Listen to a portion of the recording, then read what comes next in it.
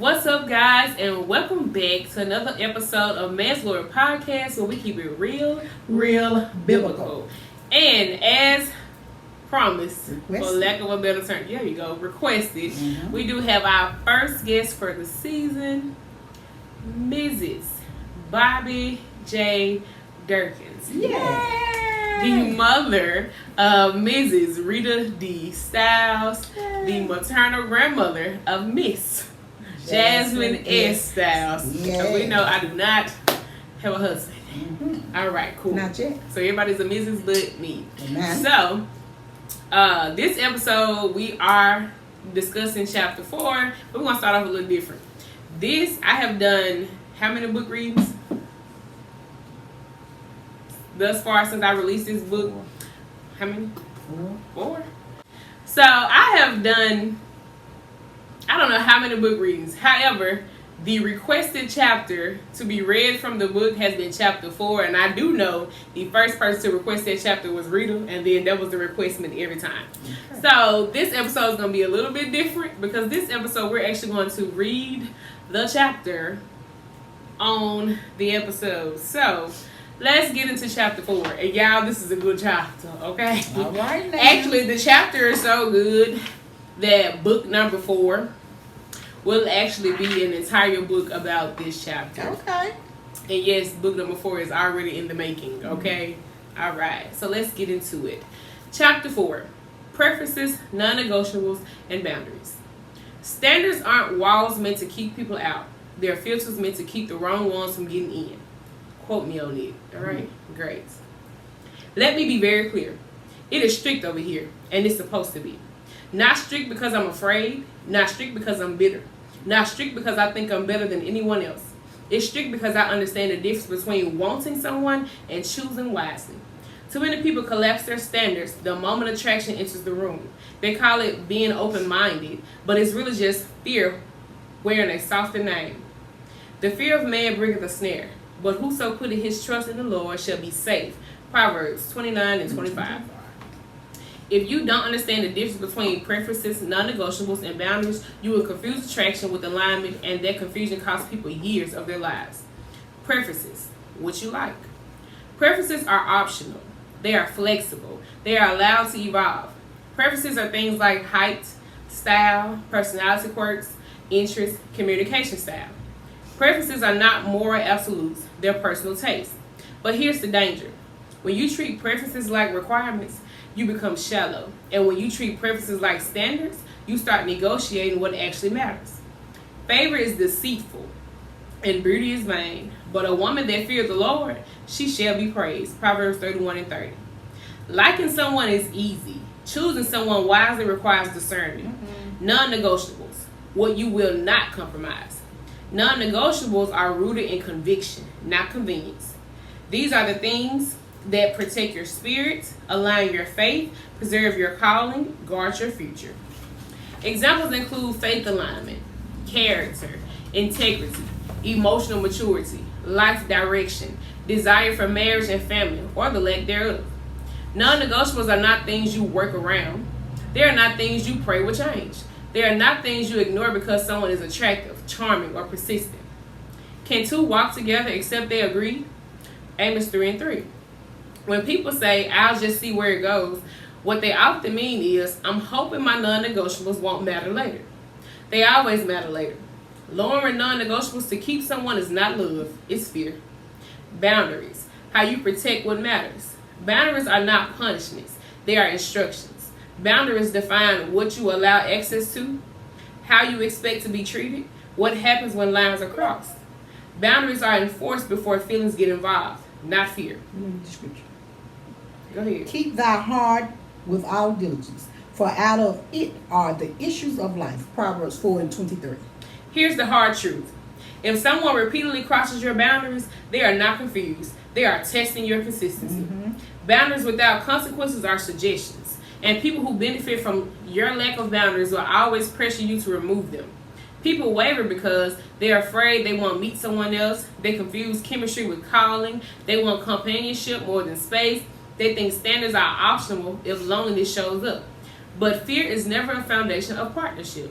For God has not given us the spirit of fear, but of power and of love and of a sound mind. 2 Timothy 1:7. A sound mind does not ignore red flags. A sound mind does not rationalize misalignments. A sound mind does not surrender standards for attention. If you abandon your standards to gain a friendship, a relationship, you will eventually lose yourself trying to keep it. And no, I didn't become this way overnight. I didn't wake up one day and decide to be strict, disciplined, unmoved, or unwavering. This mindset was formed slowly and intentionally through parenting, time, silence, obedience, and growth. I am this way because my parents ensured I understood what is required, expected, and tolerable. And I have lived long enough to see what happens when standards are not clear. I am this way because I have watched people build entire lives on attraction alone and spend decades paying for that decision. I am this way because I learned early that wanting somebody badly does not mean it is good for you. And most importantly, I am this way because God removed the dream. And in the silence, he refined me. Be still and know that I am God. Psalms 46:10. For most of my life, I had a timeline. Marriage, children, order, structure. I planned it meticulously, down to names, spacing, and seasons. And then the dream went silent. Not slowly, not gently, it vanished. At first, I didn't like that. I resisted it. I questioned it. But over time, I realized something profound. God wasn't punishing me. He was protecting me. All right now. And I still have to tell myself, it's not punishment, baby, it's protection. Every month of singleness didn't make me weaker. It made me clearer. Clear about what I would not tolerate. Clear about what I actually desire. Not what I was taught to want. Clear about the cost of compromise. In all thy ways acknowledge him, and he shall direct thy path. Proverbs 3:6. I have been single for 9 years. Really? A whole 9. And it's looking like it's going on 10. Wait on the Lord. I said wait on the Lord. Here nor there. Be of good courage. Not drifting, not confused, not waiting anxiously. 9 years without doubt, 9 years without fear, 9 years without questioning God's goodness or my worth. That doesn't mean I don't desire marriage. It means I refuse to desire marriage more than alignment. I am single because I will not lower non-negotiables to soothe loneliness. I will not blur boundaries for attention. I will not confuse lust for love. I will not partner with potential instead of proof. The Lord is my shepherd, and I shall not want. Psalm 23:1. Singleness has never been something I'm enduring. It's something I'm using. Every month has confirmed something new. That peace is priceless. That discipline is attractive. That self-control is powerful. That loneliness is easier than regret. That I am not incomplete without a partner. I have learned that many people rush relationships because they cannot sit with themselves. Singleness taught me how to lead myself, govern my emotions, control my body, discern intention, walk away without drama. He that is slow to anger is better than the mighty, and he that ruleth his spirit than he that taketh a city. Proverbs 16:32. That is why I don't waver. Settling is not humility. Settling is fear disguised as compromise. I have watched people accept emotional immaturity, spiritual misalignment, disrespect, inconsistency, half leadership, all because they weren't afraid of being alone. But I've learned something most people don't want to admit. Being alone is easier than being unequally yoked. Be ye not unequally yoked together with unbelievers. For what fellowship has righteousness with unrighteousness? And what communion has light with darkness? 2 Corinthians 6:14. I don't fear time. I don't fear waiting. I don't fear missing out. I fear disobedience. And that fear keeps me free. I'm not on a deadline anymore. I am on assignment. I am not racing biology anymore. I am honoring obedience. Okay now. I am not desperate for partnership. Never have been, never will be. I am disciplined in purpose. This mindset didn't make my life smaller. It made it stable. And if the right person never comes, I will still be whole. But if they do come, they will meet someone fully formed, not unfinished. Wait on the Lord. Be of good courage, and he shall strengthen thine heart. Wait, I said, on the Lord. Psalms 27:14. I am not asking you to adopt my standards blindly. I am asking you to examine your own. Because if you don't define your standards, someone else will test them. If you don't guard your boundaries, someone else will cross them. And if you don't know who you are, someone else will decide for you. Mm-hmm. Being strict doesn't mean you're unlovable. It means you're intentional.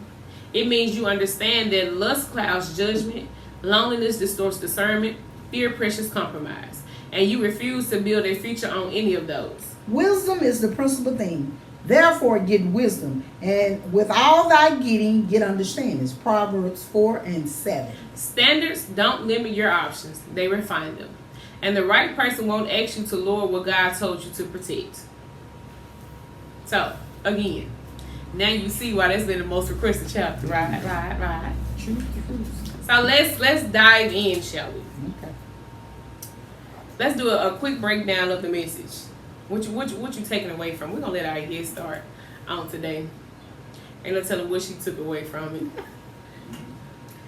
Well, before she gets started, let me say this. You all may wonder, why are those ladies on there with those hats? Pretty hats on. Because we were invited to a hat program. They say today was hat day. And it was explained to us why the women in the Bible had so hey, we still have on our hats. So go ahead, Mother, take it over. All right. First of all, I am the mother of these two beautiful young ladies. Mm-hmm. And God is the head of all our lives. Mm-hmm. I tried to teach them that from the early beginning. And you have to wait on God with anything that you do. For as a husband or a wife, yeah, we have attractions. But you know what we have to do? We have to think back in our mind and say, is this person for me? Mm. God, what do you think? And you got to know when God answers you. Mm. You can't just go in your mind, yeah, this person for me. And down the road, this person had a big old mask on their face. And you didn't make it. You didn't look behind that mask. You know. So, I could tell you, in my life I have been married twice. Mm-hmm. The first marriage did not work because it was something that him and I desired, not that we wanted. So, that we desired, that's not what God had for us. Mm-hmm. The second marriage, I waited on God. And he sent me a husband that was equally yoked to me. And I thank him for it. He let me and my husband grow old together. When he decided to take him home, he took him home and he's still taking care of me. See, you got to have that faith in Christ. Young people, let me tell you all something. Be sure that you listen to your parents. If some of you all parents were going to church, then you listen to some of your other children parents. Because you need God. And I just need to tell you that. And I tell you one thing, like the first husband was not for me. The second husband were for me. Now, sometimes people's in life will meet their very first love. And God will send that love back to them. Not to roll your eyes, really. Don't roll your eyes at your mom. And God will send that love back to them. And I know you had a first love, which I would not call the name. But are you done talking, Mrs. No, she's just going and going. So, in closing, you all, I love both books of my granddaughter. I'm so proud of her. I'm proud of my daughter because her and her husband raised her right. You all might misunderstand her. But all you got to do is put your hands in God's hand and you'll see her come safe. You understand? So I think I'm going to turn it over to these two. Okay, good. So I want to say thank you, Mother. Well, first of all, let's go back to her first husband, who is my father. Wait a minute. My brother's father. Don't do So I Wait a just minute. want to say, wait a minute, what? Nothing. I'll just be careful, girl. Because they were young, but I thank Young, God dumb, that and they in and love. got together and produced us. I said that. Hey, I just want to say that because y'all didn't stay together forever. And as my husband preached on Sundays, the husband got to know his place and the wife got to know her place. So that tells us when a divorce comes, somebody didn't know their place and wasn't doing their place. But this is beautiful because this ties right into The book. preferences, non-negotiables, and boundaries. So if anyone, I know there are a lot of people who listen who do know, who have seen us online or in person, experienced us. If you know my grandfather, which is what I call my mom's dad, and then my papa, which is what I call my mom's second dad. My grandfather and my papa. If you know them physically, same skin tone. Actually, all of my grandfathers are dark skin, but they 6. I don't know. Is granddad 6 foot? No. Okay. My Well, Uncle husband's Mine taller. is. But I know my papa is taller. But they both dark skinned. They both can sing. Both in church. She definitely had a type. I'm saying now. She said she brought up a couple weeks ago or last week or whatever that there's a man you don't know nothing about that I used to know. Please. Regardless, Let's not go she there. said that the man was a different skin tone. What I'm saying is my grandmother definitely has a preference. Okay, and whether now again your preferences change based on your age or whatever case it is. But from what I saw, my grandmother definitely has a preference. She loves her man that can sing. Love her dark skinned man. Now, whatever man wasn't dark skinned, That's so what you be. saw. That's what I saw. That's all I knew. She been, for all I know, Okay. my granddaddy is her high school lover, sweetheart, whatever it's called. And my papa was the love of her life. That's what she done.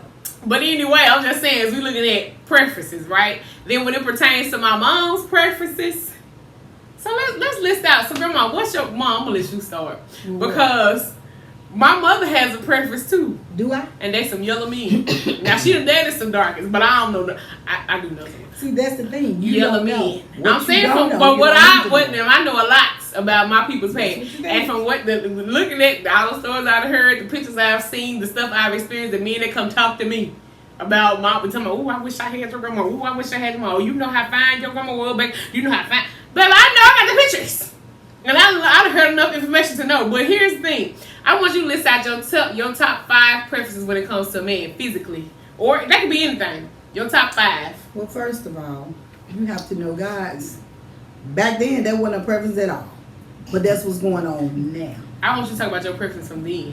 When I was young, Before you got married, what was your preference? Okay. Looking at what you dated, what attracted you? you had to want me. You know what? Now that's a valid point, Mom. Because today the Yeah. dudes don't want you for You real. have to want me, not what I have, not what you think I have. And first of all, you had to be respectful to your parents.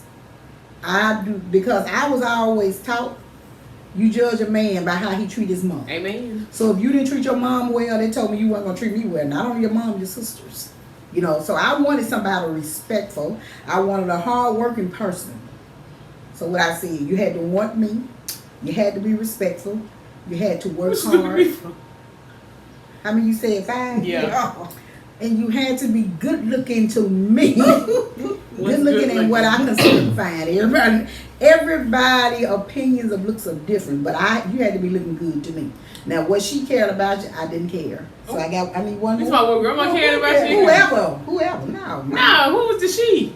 Because I wasn't here. Okay, just say, well, we can say my That could be friend. something about you. No. When I say she, I meant whoever. So how many did I name? I have no idea what No count. one more, because I don't know where you are. So I will start over. The first one you had to want me. Mm-hmm. You had to respect women, your parents. You had to be respectful of them. You had to have a good job. You had to be good looking to me, good looking, fine, whatever it may be. Mm-hmm. And you had to want something out of life. Mm-hmm. I never wanted a nobody. If you didn't have a dream, you were not for me. Why you looking at me? You had to my want grandma. something out of life. I'm trying to see what you Let me back up. You need. Even though I didn't ever ask the person, about did you believe in God? But I'm gonna say this here. I always wanted a person. I felt that whomever I married, we had to be at the same church house because that's what I believed. that a house is divided if you over here and I'm over there. So hey, that had to be point blank and period. Okay, Bobbie Jean. Oh, what else you want me to say? What was your 5 preferences? Oh. Back then was the first 5 things that caught your eye. She don't know. Whatever came up to her, she would tell you. First 2 things that caught my eye. 2. Yeah. 5. Love at first sight. Okay. I saw this guy and I loved him right off. Mm-hmm. And I think he knew that I loved him right off. Okay. I think what I'm talking about when I was young. Well, that's what she said way back then. So Yeah. your preference, one of them was love at first sight. What was the next one? The next one was, hey, he had to love me back or you don't get me. Okay. What's your preference, Jazz? I She said she didn't have a 2. Okay. First and foremost, you have to be physically attractive. And by physically attractive, you got to be reaching that 6 foot above threshold with some nice hair on your head, a gorgeous smile, and dressed well. That's the first thing. Because if we're being honest, the first thing you see is how somebody appears. And if you coming to me looking any type of way, funky and all that, it's enough for me. Missing teeth and hair, you know, that's number 1. I'm just saying, you got to be something. You said love at first sight. You got to be eye-catching. Come on. That's number 1. You have to be appealing to me physically. Number 2, which is the number 1 thing in my life, you have to have a relationship with God. Mm-hmm. And I'm not talking about believing that there is a God. I'm talking about believing in God. Those are 2 different things. So not having a zeal of God. I don't need no zeal, baby. To your own I need your eyes to be wide open. Come on. What they say, woke. I need you to be woke in the Lord. All right, that's number 2. Number 3, you have to have something going for you. I understand people talk about, well, y'all can get together and build together. Oh, we will build together, but I'm going to need you to come with something. Especially at this age. I am 31. We cannot be bums and expect someone to take to turn. And I understand a woman can elevate a man can elevate a woman. But baby, listen, I'm going to need you to be on some type of elevation if you're talking about talking to me. Half your life. All right? I'm 31. Come on, keep going. Number 4, you have to have a great relationship with your family. I love a man that know how to love his mom. Now, I ain't say be a mama's boy to the death of you, but you need to know how to take care of your mom. And I need to know how you interact with your family, because the most important thing to me is my family. And I expect my significant other, after God, after getting this ahead, y'all probably don't through but I expect my significant other, my husband, my man, to have a relationship with his own relationship with my family. And I expect to have my own relationship with his family. And I need to know that you come from a good family. That's it. And number 5, you have to want more in life. I'm a type of person, I expect to have 17, 18 different incomes coming in. I expect God put me here to serve. I expect to continue to spend my whole life making other people's lives better. So I need my man to be down with it, because I plan on producing 6 children, God willing, that's going to be down with it too. Making money and serving the people. Okay, so with all that being said, a lot of the things in the beginning were vain. And the most important thing, your thoughts, what we want. It's the fleshly thoughts. That's what we think That's about. not vain, it's natural. Okay, we're natural. The outer appearance of people. And as you learn better, you do better. So, and the preacher said on Sunday, you know, you teach your kids, they go to these universities, want these degrees or finish school, but the most important thing that needs to be taught is Jesus, how to love God. She lost me. I'm just saying, you asked what was our preferences.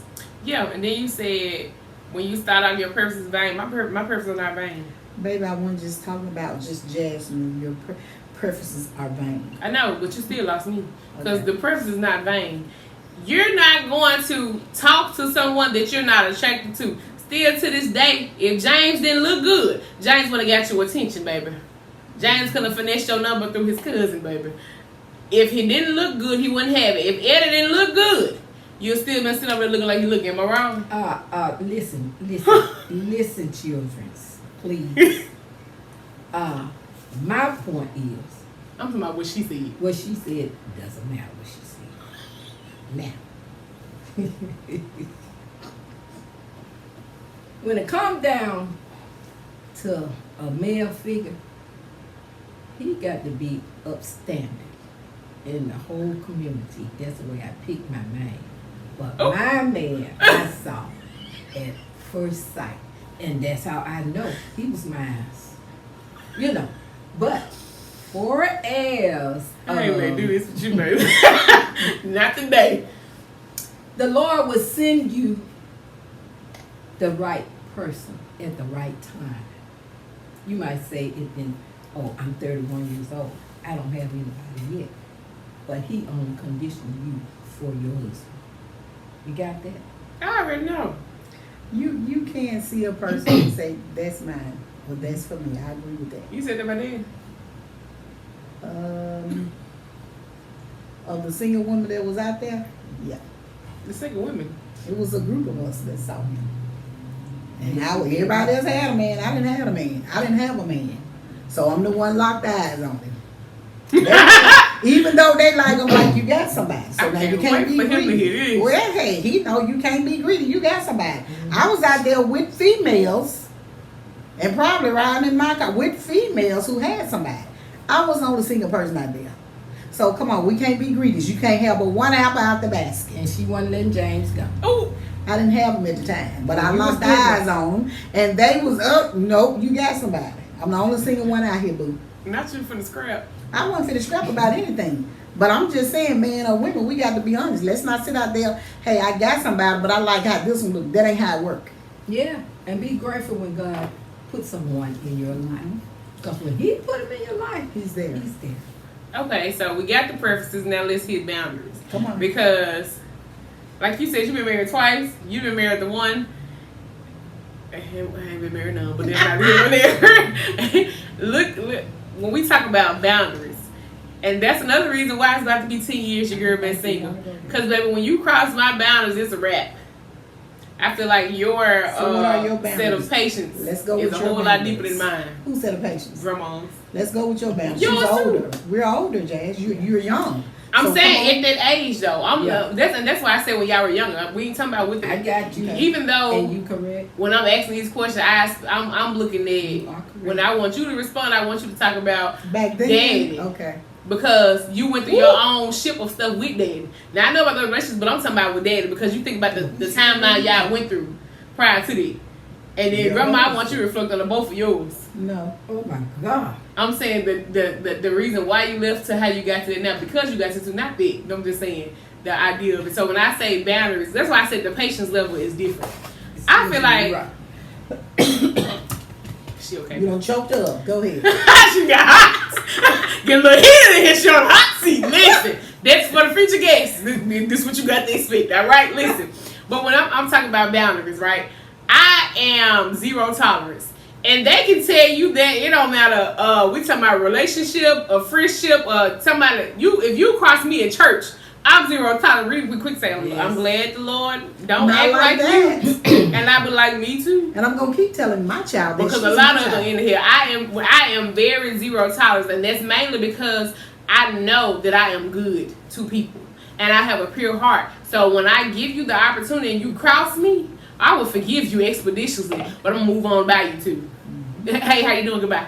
We're good. So we're gonna start with you So- with your With my boundaries, and I'm not gonna say I'm that me because I give you a chance, right? So like I say with the whole curse, don't curse at me. If you are a person who use profanity, cool. Limit it with me because I have people now they'll hear a curse word out of my mouth and they'll realize that, so they'll slow up on their profanity. Great. If I express to you, hey, I do not use profanity, I understand that you use that. Please limit, your use with that, and please don't curse at me. You get one time. Ooh, no. Then next time, because when you do it that first time, I best believe it's finna be addressed. But that next time, it's just like I was never there. You trying to figure out why you're not getting a response. Okay then. Because who are you speaking to? Who you speaking at? Okay, great. That's a one. That's a one for with me. You gonna respect me at all times. All right. Number two, if I say, hey, I do not like this thing. You did this. I'm not okay with this. We can continue forward, but you're gonna stop doing that, and you continue to do that. We're good on that. If I tell you I don't like something, you try to defend or justify it anyway, I'm good on you. It's a wrap. It's like I was never there. We ain't got to worry about it. Let's be clear on it. What's another boundary? Them probably like the top two. I do not tolerate disrespect. Oh, I've never, to my knowledge, been cheated on. And I'm a type of person, to my knowledge, I've never been cheated on. So if you cheated on her, feel free to drop it in the comments. Let me know. Humble me real quick. Okay? But for me, and I'm a type of person, you make time for the things you want, and I'm a very busy person. So if I'm giving you time, texting back, talking on the phone, whatever the case is, and if you, because I'm type, I always got something going on. I work for myself. You can call me anytime. If I answer, this you should feel special. So count yourself blessed. If I feel the need to text you, or you gonna say text, call you randomly, and you don't answer, especially when you tell me, "Oh, call me," you got to worry about me no more. Because I allow what my life look like, and I allowed you to interrupt, to step in and catch my ear as I'm doing X, Y, Z, or allocate a time for you. And you chose that I wasn't that important. Especially if I call you to answer and you didn't feel the need to text back or say, "Hey, I'm good on you." Because I would never call you. You can call me, and I may or may not answer, but I would never call you again. Vengeance is mine, said the Lord. It's not vengeance. It's me knowing you have put me in my lane. I know where I am now. So we're going to be in that lane together. Okay, now what you got? Mom, go ahead. Okay, boundaries? Boundaries, girl. Past relationships? Okay, listen up, guys. And listen good. Now, when I was young, I was so young, I had no boundaries. Makes sense. Girl. My husband and I was learning together. There you go. But when he decided that he wanted to do this and that, then he saw. That set your boundaries on. Yes. So now, baby, I'm not like my granddaughter, and I'm glad you said that you passed us on this. Now, so your previous relationship determined your boundaries. Amen. That's good. And so, well, she said she was young, so as she was growing in it. Yeah. You got to realize too, your mother passed at what age, Mom? 8. I was 8 years old. I thought you was 6. That's what I always. That's where you get from, because that's what I see. Leroy was 6. So the difference is, hey, I didn't have the mother. Yeah. So now, thank you God. Go ahead, keep going, Mom. So now, my first husband began to learn my boundaries. Okay. Real quick. But he decided to test my faith. You understand? So when he test that, he looked up one day and I was gone. Bye-bye. So he pushed your boundaries he to the limit. He tip-toed all across that line, and the day he stepped over, too late. Got on up out of there. I had my own place. I was back and forward, but my mind told me. In other words, you had prepared yourself like the ant. You had prepared yourself. You got my 2 children. I did. Baby, when he looked up one day, I was gone. Okay. But would you say you was more tolerable with him than you were with Papa? Young, growing together, she said. So were you stricter on Papa? Let her tell a story. The second husband, go ahead. The second husband was the best husband. He quitted me. That rope was treated tight. me like I was his queen. He gave me any and everything that I thought I wanted, which I did the same thing with him. But yes, we had some bumps in the road. The first time we had the bump in the road, I told him, "You get to stepping and don't come back. My baby right here." He come knocking on the door. I said, "Get on with him." "Mama, please give him another chance." Remember that? Yeah, you remember it. And so I gave him another chance. You know what's funny? Because I remember you said, Mom called, or something about Pooh. Pooh had peed in the bed when we were little. And you called Mom going off about Dad, and Grandma said, "I'm coming over there and I'm going to put him out." And Papa said, "You ain't going nowhere." You thought you was going to tell get the step. Yeah. Oh, man, that was funny. I just thought about that because Mom telling you, let my dad back in. Let my dad back in. Stop playing. And so he say, so with that, he said these words, "I promise you that I won't do that again." You found out real quick. Yeah, but now he didn't do that again, But I tell y'all this. Now she's sitting up there like she don't remember. I didn't say I didn't remember. I'm letting you talk. I tell y'all this. Okay, now my I remember the time he called me, but it wasn't that time. But go ahead. Pete used. I'm not gonna tell that time. Okay, good. Pete used to drink. Okay, I feel left out. Okay, and when he used You to don't have drink, to know everything. and I be saying, I smell whiskey. And I said, Pete, you been drinking? No, Bob, I've been drinking on whiskey. I've been stopped drinking whiskey. And so one day, she said, Mama, I smell some whiskey. I said, Pete. What you know what whiskey smell like for? Cause she know. Girl, I was grown. Oh. I said, Pete, now I know you got some whiskey here in this house. I don't drink. She went over to his coffee cup, boom, bang. There was a nipple in the coffee. Ooh, that's my papa.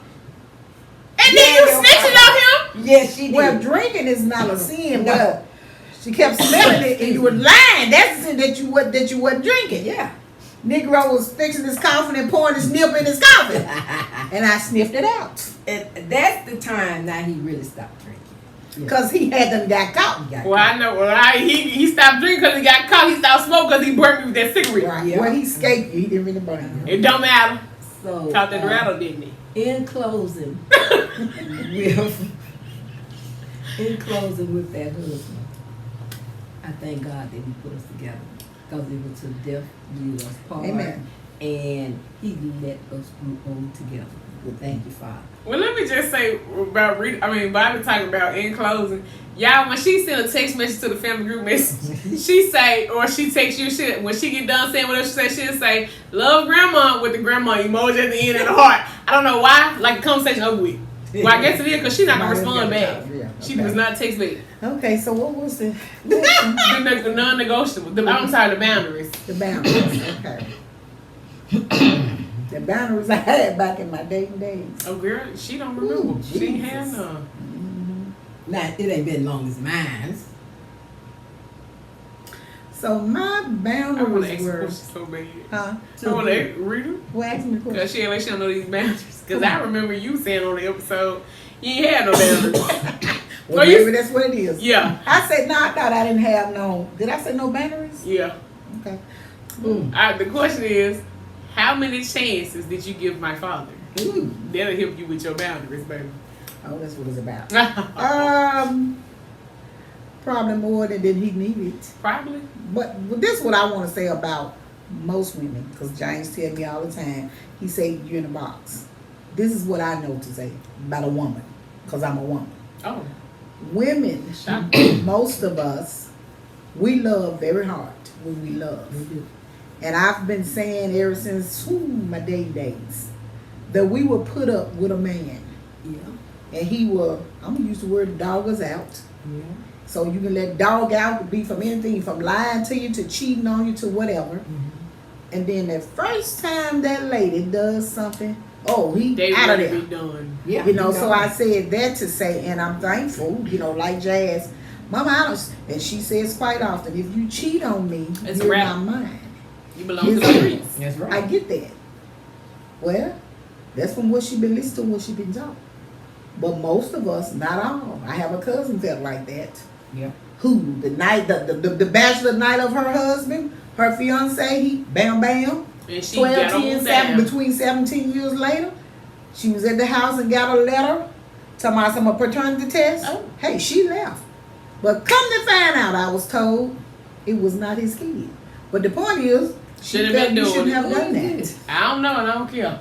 We're not gonna call her name on air, but I she know. watching, she know. But I said that to say everybody is different, Shoot. you know. I don't know. And Oh, I know. I believe in You don't know. forgiveness, and I'm gonna say this here. A lot of time, when we allow people to do things to us, they do it over and over again. Mm-hmm. So, and that's the problem. When they see you mean business, or if you say, the difference is you got to say, you got to mean. You can't say, you can't, if you cheat on me, I'm gone. Then when the Negro cheat on you, you still there. Oh, That's a worse. no-no. It get worse. So whatever your boundaries are, you got to stick with them. You know, and you just can't, well, I ain't going to take this. You know, like people say, if it was me, I wouldn't do this. And James used to say all the time, if it was you, you'd be doing the same thing because you're that person. So that's not nothing you should say, but no. And I did say, but I will say this. I used to say this here. Can't no man put his hand on me. Amen. So that was a boundary. So Because if you beat me or if you hit me, because you wasn't going to beat me, I used to say this here. Either I was going to be dead, or in jail. In jail. Oh, that's where I get that from. Or in hell. So yes, I did have a boundary right there. That's something I did not tolerate. I don't care who you were and how much I love you. You could not put your hands on me. Because you did not make me. I came out of my daddy's back and out of my mama's belly, and nor did you raise me. So that I did have one. Keep your hands to yourself. Oh, that did not always been a hidden for me, because I've been saying all my life, never knew where I got it from. That's where you I'm got either it. gonna Was be instilled in jail That's or how hell. I felt. You got, but I had 3: dead, jail, or hell. Yeah. Because I was gonna take you out. Yeah. That's the same thing. I'm either gonna be in jail or hell. I said that when I was in junior high, elementary. Well, now you know where you got it from. It just hit me And let me today. tell you something. I used to say it all the time. And what did Pete say? What did he say? It was saying some thought. Somebody said, did somebody say Jane will put their hand on me? That what the folks thought. I didn't play. You better ask. She used to put her hands on my daddy. I did not. He said that's like good and couldn't let nobody I know. meant what I said. Yeah. Because she brought it, there was just one example of this man in my house. We was sitting in my office. I was working. A few people heard this story. I was sitting in my office, and I was at one station designing some shoes. Somebody had placed an order for, and he was over there watching the game on his phone. We both had Samsung phones. All right, cool. And I had my phone with me, recording. So we sitting there, and I know he watching some game on his phone, and then next thing I know, phone starts ringing. When the phone starts ringing, the game on his phone stops playing. And it's his ringtone. So I assume his phone is ringing. And then after a while, he said, I said, are you going to pick up the phone? Whole time, I feel something peering in the back of my head. It's his eyes. I look at him. That man said, this is where he lost it. That ain't my effing phone. What? Who you talking to?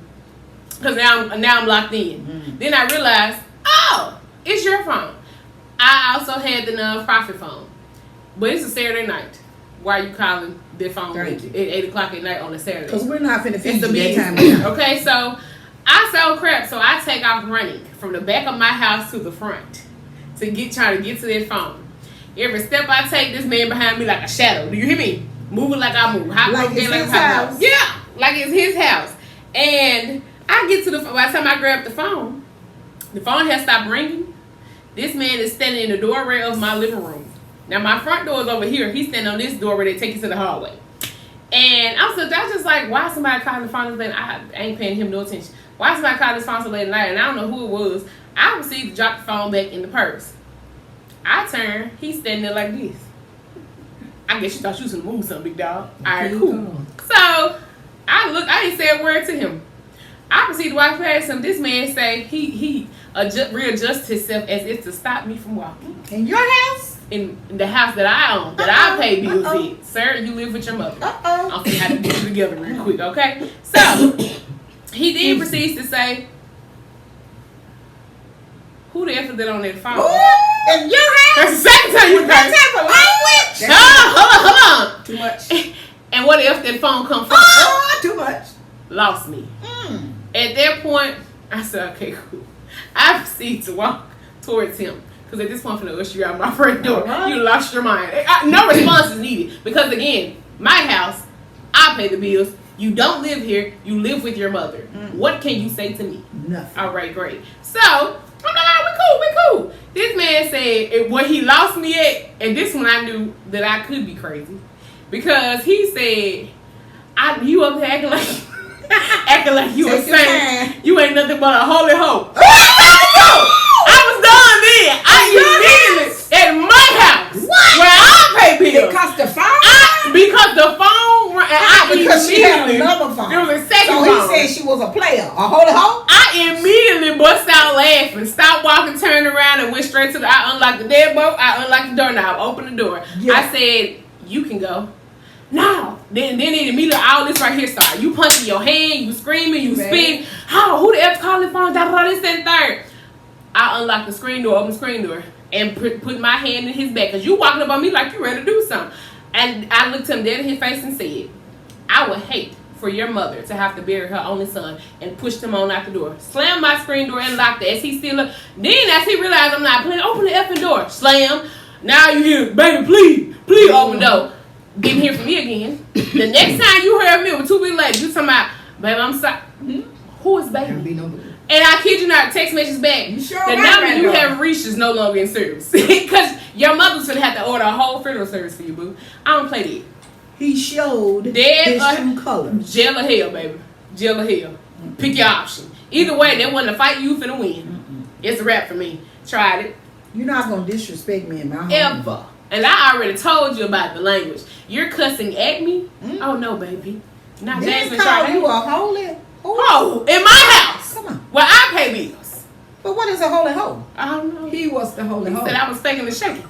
He was the holy hoe. Nah, he was just a, Nope. He was the Well, holy God, hoe. the word call is hormonger. he was just a whoremonger. Okay, but gonna call And you, you. ain't that but hot? his What is biggest a holy issue hoe? was that he wasn't getting no draws for me. Because Okay. I told him what I said, I don't do that. That was it. And I guess you thought it was, and so one day he tried me and I put him in the headlock. But he woke up, he was confused. Earring out his ear and everything else. I choked him out with my legs because you thought I was playing with you. Okay. And he realized then, oh, okay, maybe she won. Okay, great. Ain't no holy hoe over here. That's what he realized. But anyway, and that takes us to your non-negotiables. Like I said, the boundary is, my non-negotiable for me, can a man cuss at me? The boundaries is the profanity. I'm already giving, hey, don't send it this way. That's another, the moment you try me, it's a wrap. That's it. Do not, I will let you go. Because there's no man. And I say all the time, I don't need a man. I desire a man of God because I do. I understand that God built us here, designed us to need other people. Built woman for man. He ain't never made me woman no for fool. man. Never made me a fool. Never put me at that. I do not desire marriage that much. Come on. To be humiliated, abused, played with, cheated on, baby. Now, to each his own. If you want to continue to take him back, that's something you need to go heal about, because I won't. You need to check your mama issues, your daddy issues, whatever your trauma is, you need to fix it. I don't have trauma, and I won't. And I can say, in the midst of listening to you and your mother talk, I know why I am intolerable when it comes to the opposite sex. I make the joke all the time, my daddy raised me to be a player. My daddy was outside. He talked about that today in church. He was outside. He talked about it all of the time. He was outside. And he ain't got no problem bragging about how he was on his knees pleading and crying and begging my mama to take him back. One thing about it, my daddy taught me how to date. And my daddy also told me, you don't need no boyfriend in high school because they ain't nothing but a high school husband. He also told me while I was in college, be careful. You ain't got to put no title on nothing. Don't let no man tell you what to do. Don't let no man sit on your couch while you going in and out your house working. Okay. Talking about what he gonna do. One thing about me, he also said, don't want to cry behind no dude. I cried behind a dude one time. My daddy was, do you hear me?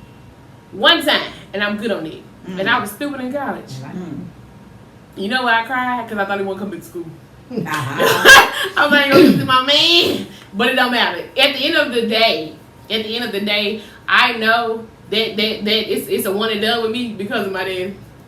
Definitely so. Listen, I was taught by the best. The thing is to win through all of that when we put God first. When we learn better. The preacher said in the pulpit today, you can't love me and don't love yourself. And a lot of times, that is why we in these relationships Because you don't love yourself. that's not working or you selling for anything. You got to Can't first sit with you. love you. Once I love me, then I can love you. And that's what it is. Once I accept Christ in, now I'm not going to tell nobody that God blesses everybody. The scripture said he reigns on the just and the unjust, as well as the unjust. It's the blinking, the walking. The difference is, if you are married, you gotta be a little bit more talking. God blesses marriages. Amen. Whoremongering, fornication, he does not. And you may be working, getting all these things, and shacked up. That's the word we put on it. The word call it fornication. You want the fullness of God's blessing. Hey, the word said If you cannot contain yourself, it's better to marry than to to burn. And I don't care if you 67, 37, 27, 15, 17. Mm-hmm. Marry. Yes, I said what I said. Because people had babies at 12 years old. Can't get married at 12. Oh, you laid up and had a child. But you can't get married. Yes, you can. If they sign for you, can get married. You can get married. People made their children get married. Baby, I got a friend that I work with. Her grandmother was 13 and her granddad was 26 years old. Bam! Don't tell me what can't happen, baby. That's illegal. Your parents, your parents could go and sign for you to get married. It ain't right. They was together. Right. But that's what I'm saying. People make laws how they want to make them. That's disgusting. Whatever. But that's what I'm saying. That's what I'm saying.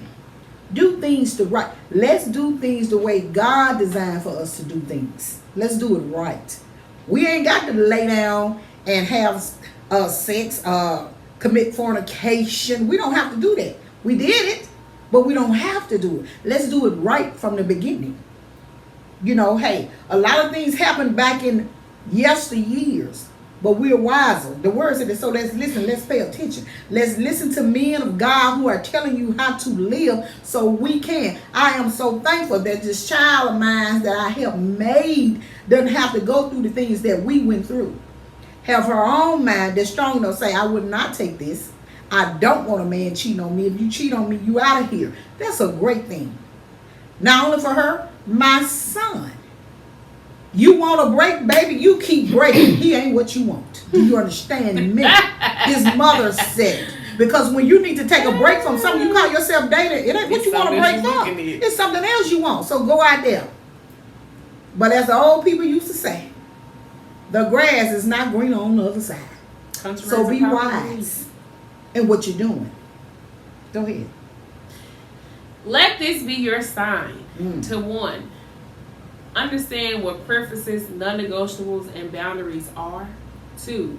Set your preferences, non-negotiable, and boundaries. Your preferences can change all day. Understand your boundaries. They should not be movable, and you should understand your non-negotiables. And number 3, if you have not, go and get your copy of If Not, Making Peace with God's Timing. We are on the shelves.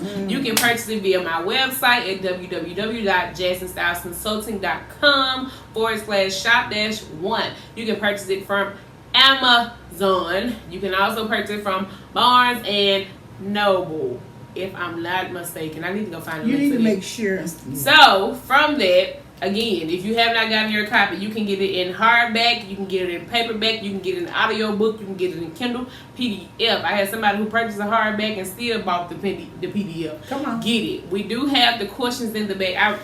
Quickly. Yeah, right quickly. Go ahead. So, from this chapter, your takeaway. And I want you to answer these answers. Number 1, do you clearly know the difference between your preferences, non-negotiables, and boundaries? Do you? And if you're sitting here instead of giving that dude or that female chance, we understand that you do not. You may not have any. Fix it. Ouch. Number 2, have you ever lowered a non-negotiable because of attraction or fear? Well, you get bored and you respond to the text even though you don't want to talk to him. I did that last night. Didn't want to talk to that man. He just texted me. I said, sir, please leave me alone. All right, great. Number 3, which boundaries have you allowed to be crossed? And why? Because again, this said, have you allowed? You have to learn to be accountable. That's the problem. We lack accountability. Come on. Number 4, are your standards rooted in conviction or comparison? Did you set your standards based on what somebody else doing, or set your standards based on what you're doing wrong? Come on. That's important. Number 5, do you fear missing out more than misalignment? I don't. I see these videos online with these babies and these heads. Ain't that deep for me, because I also see y'all stressing behind the camera. I'd rather have it right than mess up and have to do it again. Come on. And number 6, what would it look like to stand firm, even if it means standing alone? Because a lot of y'all don't know how to sit with yourself.